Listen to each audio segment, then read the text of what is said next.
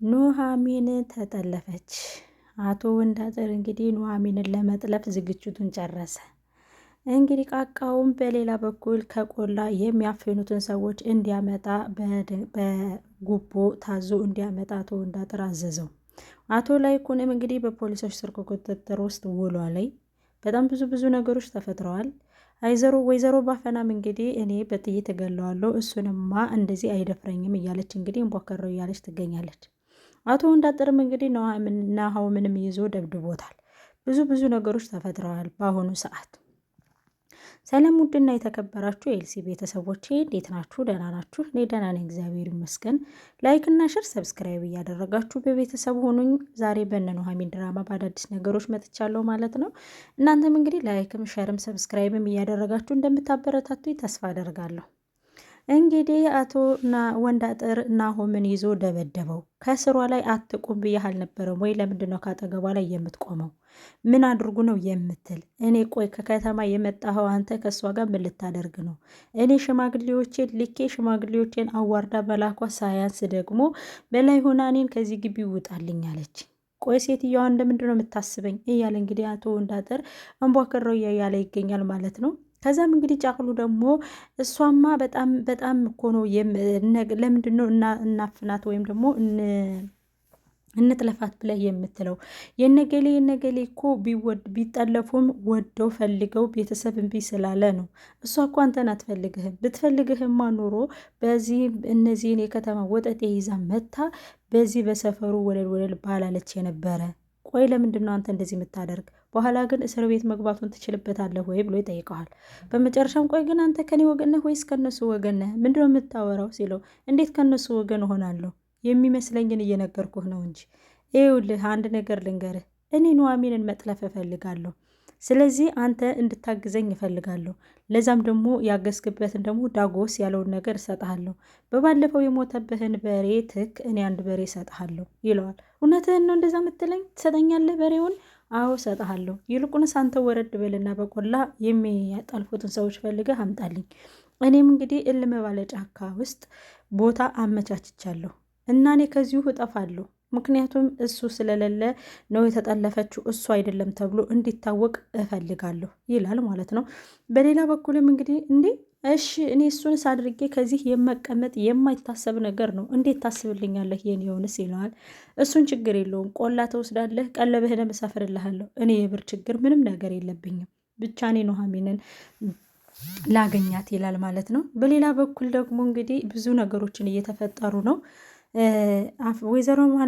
ወይዘሮ ባፈናም እንግዲህ ይህ ሰውማ ደፍሮኛል፣ ከዚህ በኋላ ምንም አልታገሰውም፣ አምጭ መሳሪያዬን ስትል እንግዲህ ቆጣ ያለ መልክቷን አስተላልፋለች ማለት ነው። እናና ተረጋጊ፣ እንደዛ በመሆን አይደለም በህግ ብንሞክር ይሻላል እንጂ እሱ በጣም አብዝቶታል ይላለች። ከዛም እንግዲህ ጃክሌም ደግሞ ግን እኮ የመጡት ለገበሬው አስበውና ለገበሬው ለመርዳት ነው የመጡት ተብለዋል። ስለዚህ ምን አለበት ብንረጋጋ ይለዋል። ምን ያስባሉ? ቢያስቡስ ኑሮ መጀመሪያ እንደዚህ ባላደረጉ የነበረ ይላል እንግዲህ። ከዛም እንግዲህ ተንፋሽ ነው ሽቶ የምትባለውም እንግዲህ በጫቅሉን ይዛ እንግዲህ ሰገጥ አድርገዋለች ማለት ነው። እሱም ጎረር ሲል እንግዲህ ዝውር በላንተ ጎደሎ፣ እኔ ለራሴ ብዙ ብሶት ያለብኝ ነኝ፣ ብሶት ልቻለበት ከአረብ ሀገር መጥቼ የተሰቃየሁት ይበቃኛል። እዚህ በኋላ ግን አፌን ከፍታለሁ ካልክ እንደዚህ ነው ማንቀህ ብላ እንግዲህ ይዛ አንቀዋለች ማለት ነው። ብዙ ነገሮችን ተፈጥረዋል። ከዛም እንግዲህ ናሆምም ወደ ጫካ መሄድ ይፈልግ ነበርና ከዛም በኋላ ላፕቶፑን ይዞ እየሄደ ነበረ። ከዛም በኋላ እንግዲህ ዳግም ሄደ እንዴ ወደ ከተማ ብላ እናና ስትጠይቃት አዎ ሄደ ትላታለች ማለት ነው። አዎ ሄደ። ምክንያቱም አባትህ በመኪና አደጋ ተገጭቷልና መተህ ልየው ብሎ ፖሊስ ደወለለትና ተደናግጦ ነው ሄደ። ውይ እሱስ ባልገጠመው በጣም ቆንጆና ምስኪን ልጅ ነው፣ በቃ መልካም ነው ትላታለች ማለት ነው። አዎ ማዬ ደግሞ በጣም እኮ የሚያሳዝንሽ እኮ በጣም የሚያሳዝን እድገት ተሰቃይቶ ነው ያደገ። መልካም ነው ያልሽው ትላታለች። አዎ ማዬ መልካም ነው ያልኩሽ ልጄ። እንዴ ማዬማ ናሆምንም መልካም ነው አልሹ፣ ይህንም መልካም ነው አልሽው። መቼም ናሆምን ልጄን ቢያገባልኝ ብለሽ ተመኝተሻል አይደል ስትላት፣ የልቤን ነው የነገርሽኝ፣ አዎ የልቤን ነው የነገርሽኝ ስትላት ግን ደግሞ መልከ መልካም የሆነ ሁሉ አይገባም፣ የተወደደው ሁሉ አይሆንም። የተወደደውን ወይም ደግሞ መልከ መልካምን ከልብ የገባውን ሲከተሉ የራስ የሆነ ነገር ያመልጣልና ትላታለች። እና ታዲያ እማዬ ልብሽ ሂዷልና እሱ አይሆንሽም እያልሽ ነው ስትላት፣ እንዲ አግብቷል አላልሽኝም እንዴ? አዎ አግብቷልማ ብዬሻለሁ። ምክንያቱም ግን እኮ እሷ ለገንዘቡ ብላ እንደቀረበች ነው፣ ለገንዘቡ ብላ ነው የቀረበች ስትለው፣ ለገንዘቧም ይሁን ለምንም ይሁን ለገንዘቡም ይሁን ለምንም ይሁን ብቻ እሱ ግን ወዷታል አይደል? አዎ ማየ በስልክ እንደነገርኩሽ ወዷታል። ደግሞም ተጋብተዋል ያልኩሽ እኮ ማየ፣ እሱ እኮ በስነ ስርዓት አግብቶ እኮ አይደለም ያመጣት፣ ዝም ብሎ ነው፣ ቤተሰብም አልፈቀደም ስትላት፣ ዋናው የእሱ መውደድ ነው። ቤተሰብ ወደደ አልወደደ ምንም አያገባውም፣ ብቻ ዋናው እሱ መውደዱ ነው ሲላት፣ አዎ እሱ ማማዬ ልክ ነሽ፣ ግን ደግሞ አንድ ቀን ክፋቷንና አረሜኔነቷን ሲያውቅ መተው አይቀርም ትላታለች ማለት ነው። እሱ የራሳቸው ጉዳይ ነው። አንቺ ግን እሱን በመመልከት ልቦናሽን ግን ቆይ እንዴት ነው የምታስቢ? ከኔ ከአያትሽ ፊት እንደዚህ ታወሪያለሽ? ትላታለች። ምን ላርግ ብለሽ ነው ማየ? ልቤ ሸፍቷል እኮ አፍቅሬዋለሁ እኮ ናሆምን ትላታለች ማለት ነው። ከዛም በመጨረሻ ላይ እንግዲህ እንዴት ነው እኔ ፊት እንደዚህ የምታወሪ ስትላት፣ አይ ማየ ልንገርሽ ብዬ እኮ ነው ትላታለች። ከዛም በመጨረሻ ላይ እንደዛ ብላ አዝና ተክዛ ወደ ቤቷ ስትገባ ማለት ነው ናሆም ምን ነው ኑሐሚን ያዘንሽ ትመስያለሽ ይላታል። አይ ምንም ደከም ብሎኝ ነው ትንሽ ትለዋለች። በቃ እሺ አረፍ ብለሽ አግቢና አረፍ በይ ትንሽ ይላታል። እሺ አርፋለሁ፣ ግን አንተ ቆየት ልትሄድ ነው ስትለው፣ አይ እኔ እኮ ትንሽ እዛ ጫካው ወጣ ብዬ ኔትወርክ ስላለ እዛ ከኔትወርኩ ትንሽ እንትን ባረግ ብዬ እኮ ነው ምልከው ሜሴጅ ስላለኝ እሱን ልልክ ብዬ እኮ ነው ሲላት፣ አይ ብቻህንማ አትሄድም አብረን እንሄዳለን ስትለው፣ አይ አንቺማ አረፊ እኔ ሄዳለሁ ምንም አልሆንም ብቻህን መሄድ የለብህም ስትለው፣ አይ እኔማ ምንም አልሆንም እሄዳለሁ አንቺ ዝም ብለሽ አረፍ በይ ይላትና፣ ካልክሽ በቃ አርፋለሁ አንተም ሄድ ብላ ስትሰደው መንገድ ላይ እንግዲህ ጫቅሉና አውቶ ወንዳጥር አግኝተውታል ማለት ነው። ከዛም በኋላ ቆይ አንተ ልጅቷ ላይ ለምንድን ነው የማትርቀው? ስንቴ ነው ራቅ እያልኩ የምነግርህ ይለዋል። እኔ ሩጦ ሊያመልጥ ነበር በነገራችን ላይ ሩጦ ሊያመልጥ ሲል እንግዲህ ጫቅሌ ደግሞ በዚህ ነው የታፋ ሲለው በጣም ነበረ ግን የሳኩት። ለሚገባው ድምጽ ይቅርታ አድርጉልኝ። እንግዲህ ስራ እየሰራሁ እየተንቀሳቀስኩ ነው ቪዲዮውን እየሰራሁት ያለ ማለት ነው። ከዛም በመጨረሻ ላይ እንግዲህ ይዘውታል ማለት ነው። ለምንድን ነው ማትረቀ? ይኸውልህ እኔ የመጣሁት ለገበሬው አስቤ ለገበሬው እርዳታ ልረዳ ነው እንጂ የመጣሁት እኔ ኑሐሚንን ፈልጌ አይደለሁም። እፈለክ ይኸውልህ የኔ ባለ ትዳር ነኝ፣ የልጆች ትዳር ያለኝ ሰው ነኝ ብሎ እንግዲህ ቀለበቱን ሲያይ አንተ ወንዳጥርም እንግዲህ ሊምረው አልፈለገም። በያዘው በትር እንግዲህ ጀለጥ አድርጎታል ማለት ነው።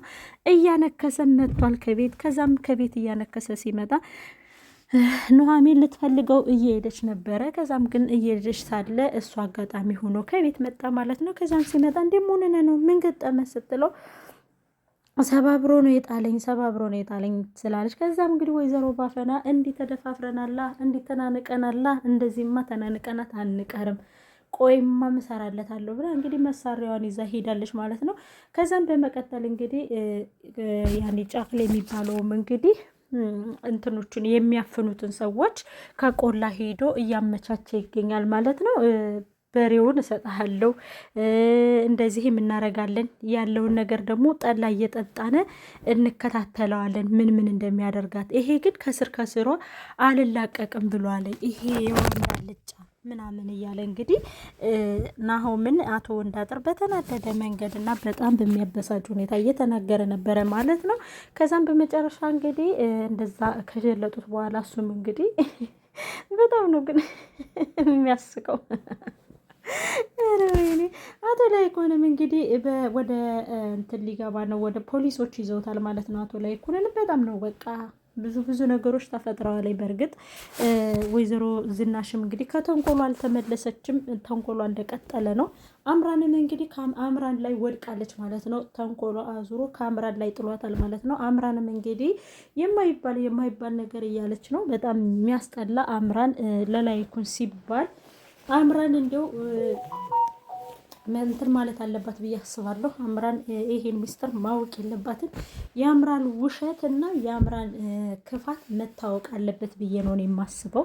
ምክንያቱም ከዚህ በፊት አምራን ልጅ ያልሞተባትን ልጄን እናትን የገደለችብኝ ዳግም ያልነካካትን ያልተነኮሳትን ዳግም ተንኩሶኛል እንደዚህ ብሎኛል እያለች እንግዲህ በጣም ብዙ ምክንያቶችን እና ብዙ ሰበቦችን እየፈጠረች እያጣላች ነበረ ማለት ነው። አሁን ደግሞ ይህ ባስብላ እንግዲህ አቶ ላይኩን በጣም ምስኪን እና በጣም መልካም ሰው ነው።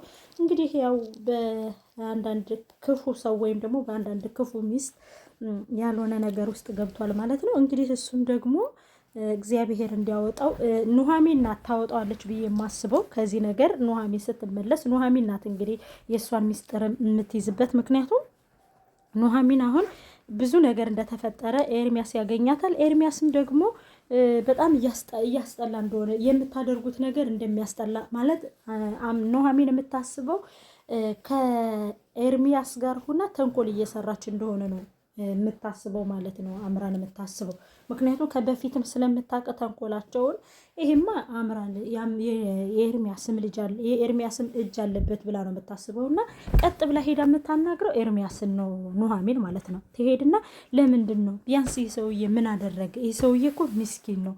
ቢያንስ ያኔ እሷን ወይዘሮ ዝናሽን መጉዳት ከፈለጋችሁ ወይዘሮ ዝናሽን መጉዳት እንጂ ቆይ ለምንድን ነው እሱ ምን አደረጋችሁ? አቶ ላይኩን ምስኪን ነው የሌለበት ላይ ለምንድን ነው እንደዚህ የምታደርጉ ምናምን ብላ እንግዲህ ኤርሚያስን ስትናገረው ኤርሚያስ ደግሞ ምንድን ነው የምታወሪው? እኔ ስለምታወሪው ነገር ምንም የማውቀው ነገር የለም ኑሐሚን አስረጅኝ ይላታል። ከዛ እንደዚህ አድርጋችኋል ስትለው ኑሐሚን እኔ ምንም የማውቀው ነገር የለም ከፈለግሽ ደግሞ ጋሽ ላይኩን የሚወጣበት አይን መንገድ እኔ ልስጥሽ። እሱም ደግሞ ምንድን ነው ካልሽ የአምራንን መረጃ እናቷን እንደዚህ ያደረግሽ እንደዚህ ያደረገች ብላችሁ ያለ ስሟ ስም ሰጣችሁ።